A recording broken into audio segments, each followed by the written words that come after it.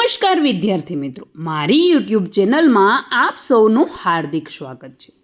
આ વિડીયોની અંદર આજે આપણે સરસ મજાનો વિચાર વિસ્તાર જોઈશું। જો તમે ચેનલ ઉપર નવા હોય તો ચેનલને સબસ્ક્રાઇબ કરવાનું, બેલ આઇકન દબાવવાનું ન ભૂલશો। ચાલો આપણે વિચાર વિસ્તાર જોઈએ।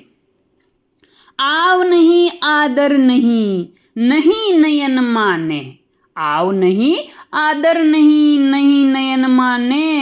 તે ઘર કદી ન જઈએ, ભલે કંચન વરસે મેં, ભલે કંચન વરસે મેં।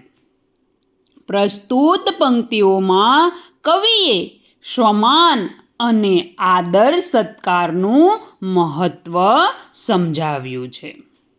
કવિ કહે છે કે જે ઘરમાં જવાથી આપણને આવકાર કે આદર ન મળે અને જેમની આંખોમાં આપણા માટે પ્રેમ કે સ્નેહ ન હોય તેવા ઘરમાં ગમે તેવું હોય, ગમે તેટલી સમૃદ્ધિ હોય કે સોનાનો વરસાદ વરસતો હોય તો પણ આપણે ક્યારેય એ ઘરે ન જવું જોઈએ।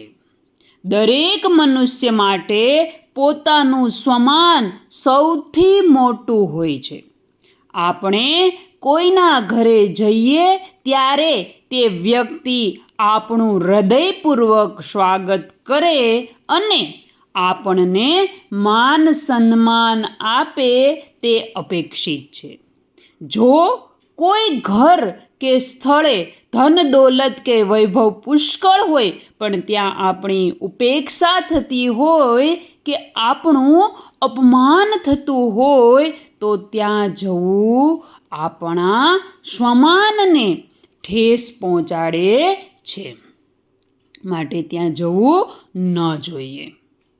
ભગવાન શ્રી કૃષ્ણનું ઉદાહરણ પણ આ બાબતને સિદ્ધ કરે છે। ભગવાન શ્રી કૃષ્ણનું ઉદાહરણ આ બાબતને સિદ્ધ કરે છે કે શ્રી કૃષ્ણે દુર્યોધનના રાજભોગ અને મેવા મીઠાઈનો ત્યાગ કરીને પ્રેમ અને આદર આપનાર ભક્ત વિદુરજીના ઘરે જઈને સાદો ભાજી રોટલો ખાવાનું પસંદ કર્યું હતું, કારણ કે વિદુરજીના ઘરમાં પ્રેમ અને ભાવ હતા। આ કાવ્ય પંક્તિ આપણને શિખામણ આપે છે કે આપણે ગમે તેટલા ગરીબ કે જરૂરિયાતમંદ હોઈએ છતાં આપણે ક્યારેય આપણું સ્વમાન છે એ વેચીને કોઈના આંગણે ન જવું જોઈએ।